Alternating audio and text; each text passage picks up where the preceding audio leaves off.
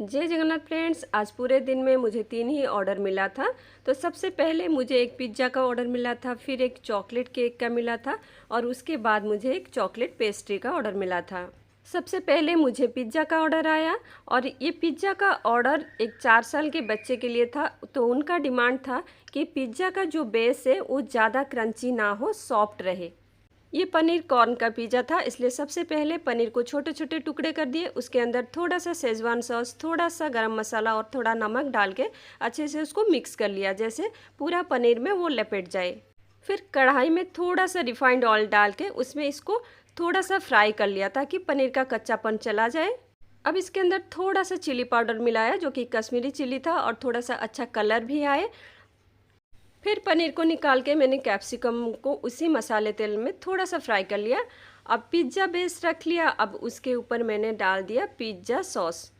Pizza sauce को अच्छे से स्प्रेड करके फिर उसके ऊपर मैंने मोज़रेला चीज़ डाला। आधा मोज़रेला चीज़ मैंने नीचे डाला। फिर टॉपिंग डालने के बाद थोड़ा सा उसके ऊपर भी डाला था। फिर मैंने इसके ऊपर पनीर डाला, फिर टमाटर, प्याज, कैप्सिकम, कॉर्न, ये सब कुछ डाल दिया और फिर से इसके ऊपर थोड़ा सा चीज़ डाला और फिर इसके ऊपर हल्का सा नमक मैंने स्प्रिंकल कर दिया। शिमला मिर्ची, प्याज, टमाटर को मैंने पतले पतले पीसेस में कट किए थे। इसलिए किए थे क्योंकि जैसे पिज़्ज़ा बेस उनको चाहिए था कि ज़्यादा क्रंची ना हो, सॉफ्ट रहे। तो फिर अगर इसके ऊपर मैं मोटे मोटे पीसेस डालती और शिमला मिर्ची को थोड़ा सा फ्राई नहीं करती तो फिर वो कच्चा रह जाता। फिर मैंने ओटीजी को प्री हीट करके उसके अंदर 15 से 20 मिनट तक इसको रख दिया। थोड़ा सा क्रंची होने पर मैंने इसको निकाल लिया था और इसके ऊपर लास्ट में मैंने ऑरिगानो और चिली फ्लेक्स डाल के फिर उनको दे दिया था।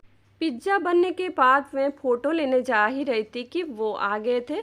तो ये फ़ोटो मैंने ऐसे ही ले लिया तो जल्दी जल्दी में। ये मुझसे एक बार पिज़्ज़ा ली थी, लेकिन फिर उसके बाद 2 बार मुझे ऑर्डर देने के लिए कॉल की, लेकिन मैं नहीं ले पाई क्योंकि एक बार मैं केक देने जा रही थी और एक बार मैं कहीं निकल रही थी, इसलिए नहीं ले पाई थी। तो आज मैंने उनको दिया।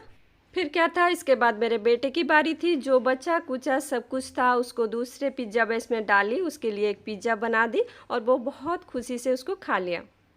अब आया था केक की बारी। केक के बारे में मुझे 11 बजे से पता चल गया था क्योंकि कल जो लेके गई थी केक, उन्होंने ही कॉल करके बोला था कि मेरे जान पहचान की कोई है, उनको सेम डिटो वैसे ही केक चाहिए जैसे मैं लेके गई थी, लेकिन वो आपको कंफर्म 1 बजे बताएंगी। फिर मैं सोची 1 बजे बताएंगे और 5 बजे तक केक लेंगे तो फिर मुझे लेट हो जाएगा, इसलिए मैंने प्रीमिक्स में पानी मिलाया, ऑयल मिलाया और 2 बेस बना लिया, एक चॉकलेट का और एक वनीला का। वनीला बेस इसलिए बनाया क्योंकि चॉकलेट केक बेक होने में जितना टाइम लगेगा वनीला उतना ही टाइम लगेगा, और एक छोटा सा केक के लिए ओटीजी को 30 मिनट तक चलाऊं, इससे अच्छा उसी टाइम में और एक केक बेक हो जाएगा। स्पंज बेक होने के बाद कपड़े ढक के उसको ठंडा होने के लिए मैंने छोड़ दिया और 1:30 बजे कस्टमर का फ़ोन आया कि उनको एक चॉकलेट केक चाहिए और अच्छा डिज़ाइन चाहिए। उनकी बेटी का नाम जीनी था। नाम केक के ऊपर लिखना है और केक टेस्टी होना चाहिए।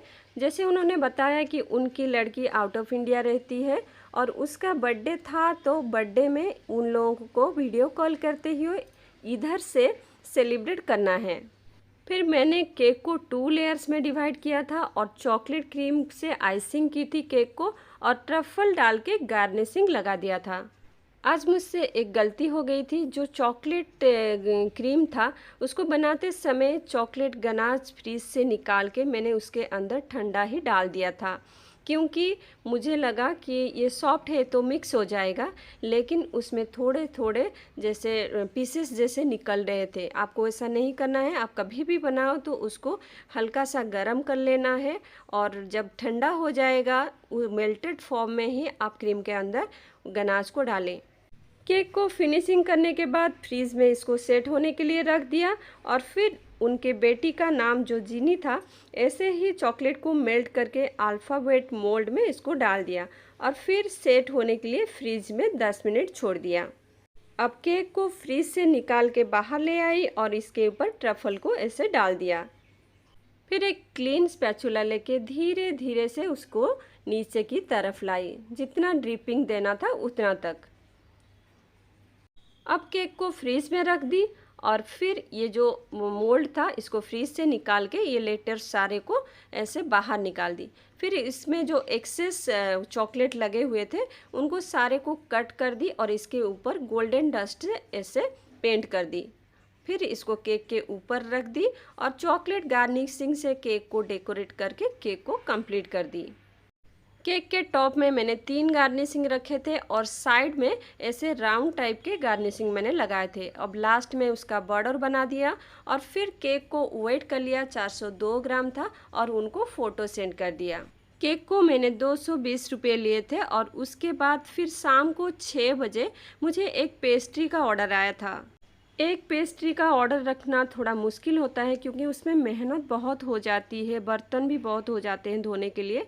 लेकिन मेरे पास जो चॉकलेट केक मैंने बनाया था दोपहर को उसका क्रीम बचा हुआ था और मेरे पास स्पंज भी थे, तो इसलिए मैंने सोचा चलो बना लेती हूँ।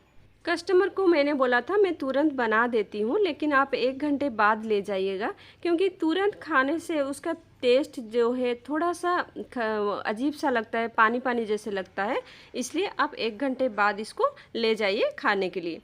फिर उनका बेटा 1 घंटे बाद पेस्ट्री लेने आया और बोला कि आंटी उस दिन जो केक लेके गए थे एनिवर्सरी के लिए दादा दादी के, क्या मस्त था टेस्ट आंटी, एकदम मज़ा आ गया।